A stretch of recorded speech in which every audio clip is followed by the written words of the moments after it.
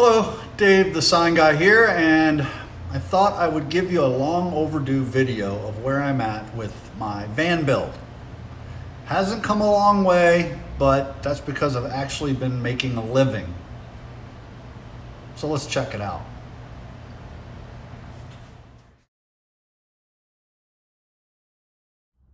So where have I been and what have I been doing? Well, I've been working.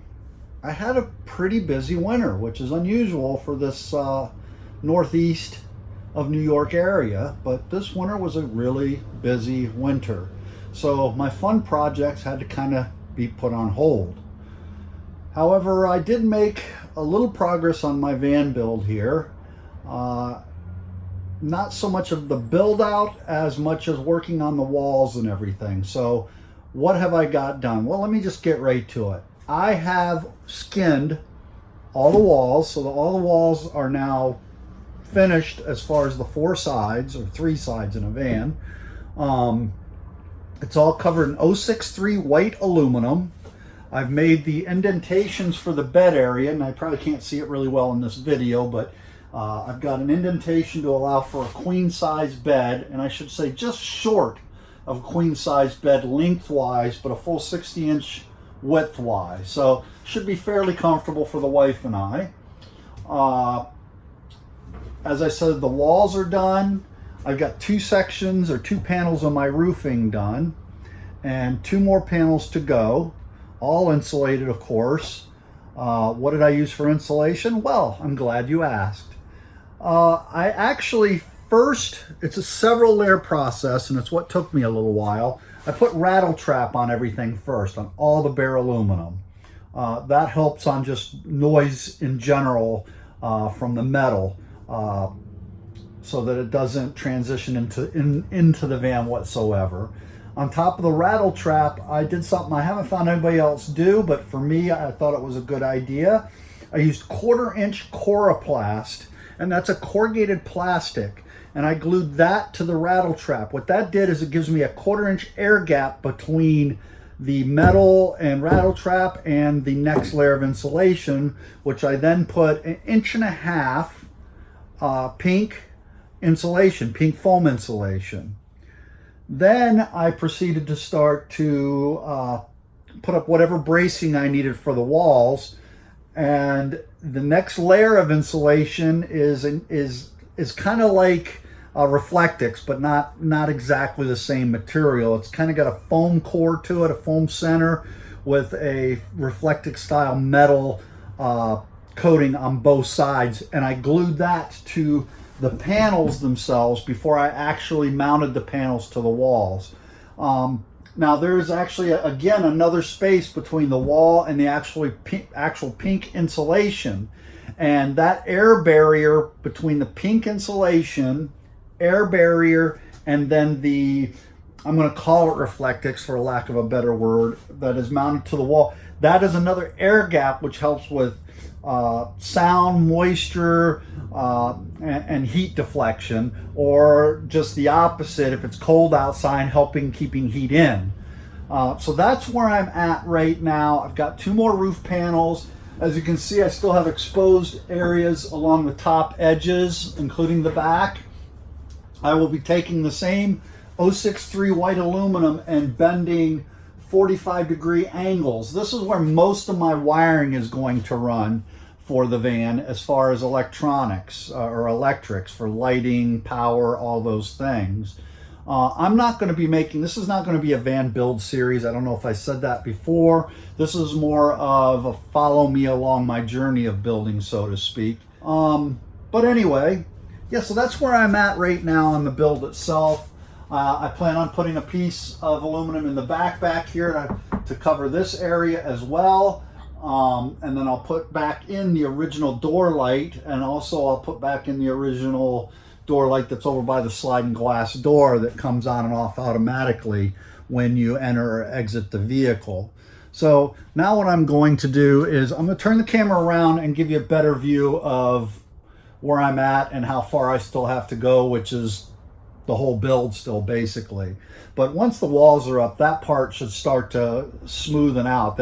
I think the hardest part of a build, in my opinion, is getting the insulation in the walls up. Once you get that, then it's like just building in compartments of the things you want to put in the van.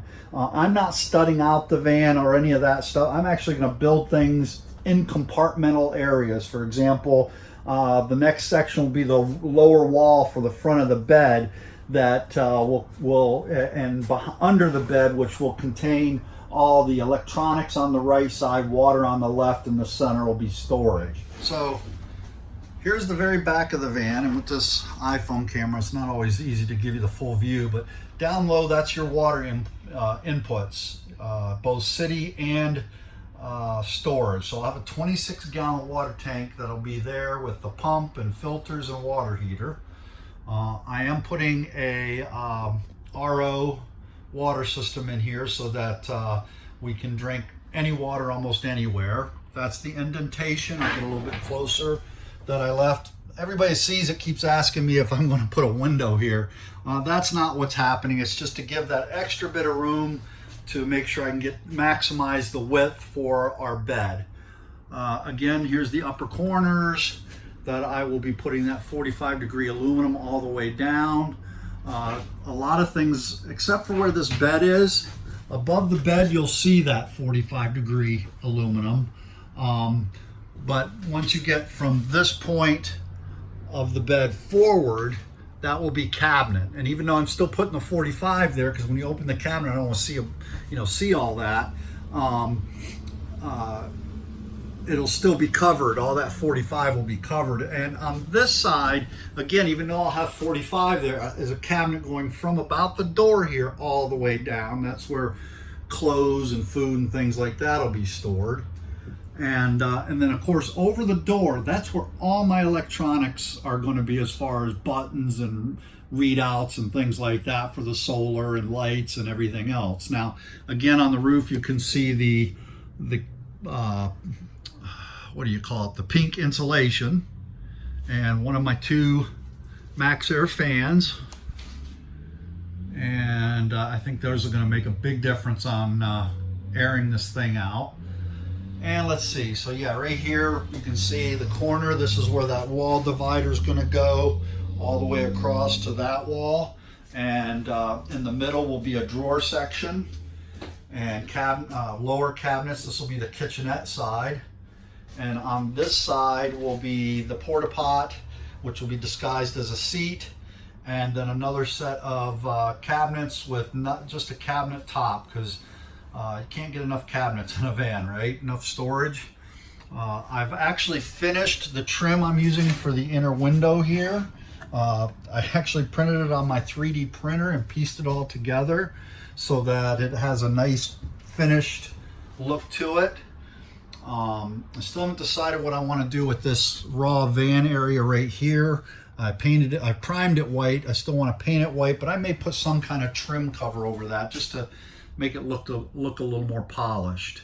Same thing with this. This probably won't be covered with the 45-degree material because it'll come up to here. These are the foam things that have something to do with the airbags and stuff like that. So I put a coat of primer white, got to put another coat on them, and then I'll paint them white.